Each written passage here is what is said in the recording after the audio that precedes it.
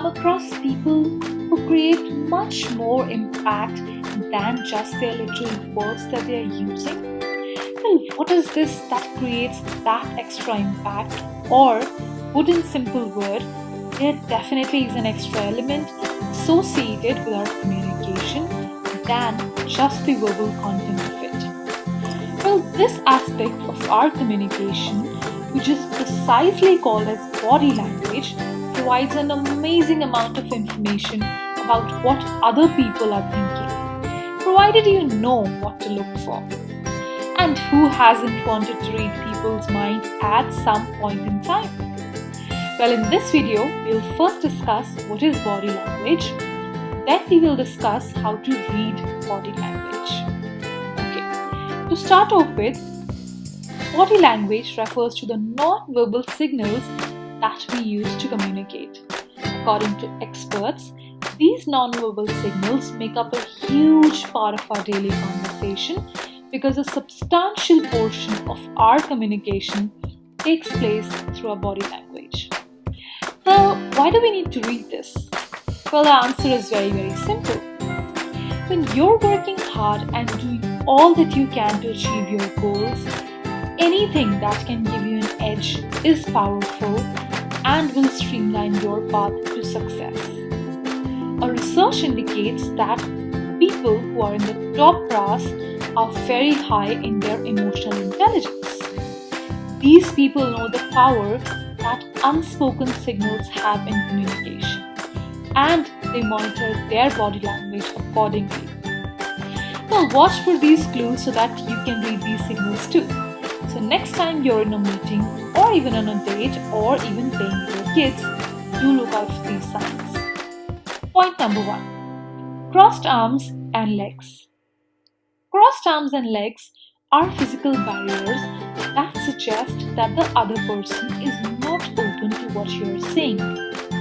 Even if they are smiling and engaged in a pleasant conversation, their body language tells the story. Psychologically, crossed arms or legs signal that the person is mentally, emotionally, and physically blocked off from what is in front of them. It is not intentional, which is why it is so revealing. Point number 2. Real smiles. When it comes to smiling, the mouth can lie but the eyes can't. Genuine smiles reach the eyes, crinkling the skin to create crow feet around them. People often smile to hide what they are really thinking and feeling. So next time you want to know if the person's smile is genuine or not, look for crinkles at the corner of their eyes. If they aren't there, that smile is definitely hiding something.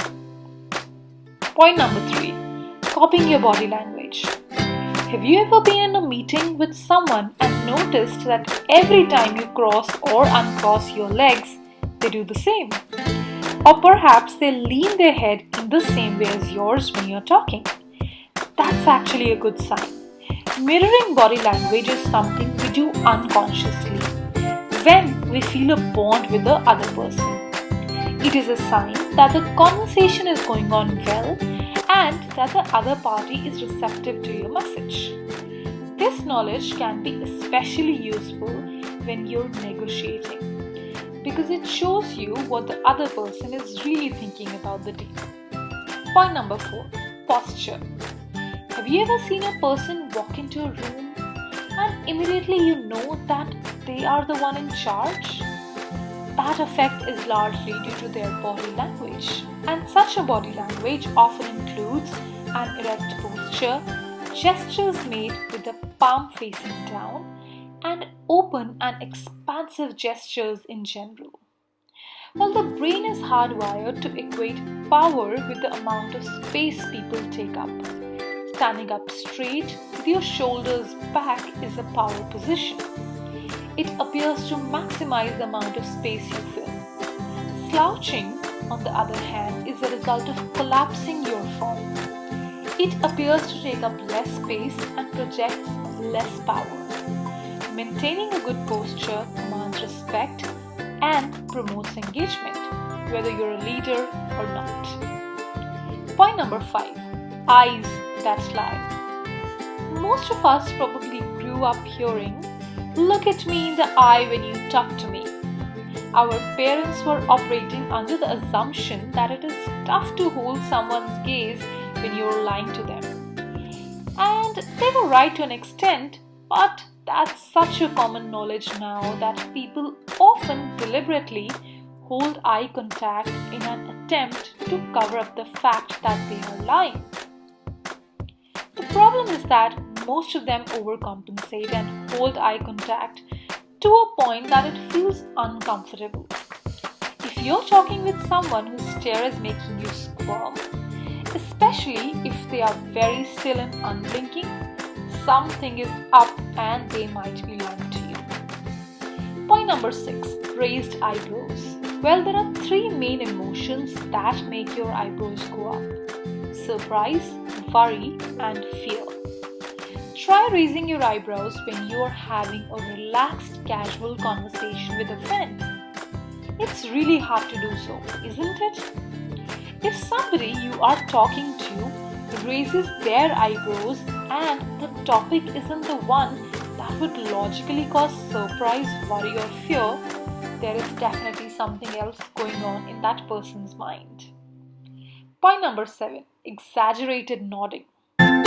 When you're telling someone something and they are nodding excessively, this means that they are worried about what you are thinking about them, or that you doubt their ability to follow your instructions, which is precisely why they are overtly nodding to whatever you are saying.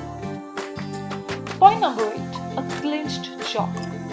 A clenched jaw, a tightened neck, or a furrowed brow all are signs of stress. Regardless of what the person is saying, these are signs of considerable discomfort.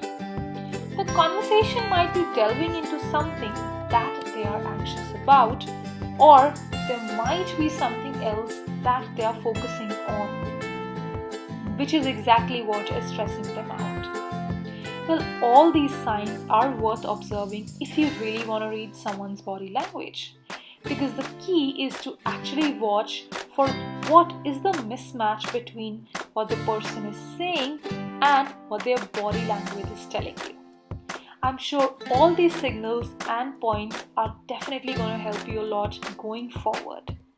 Well, stay tuned with Champions of Tomorrow. I will come back with much more informative stuff. Have a good day.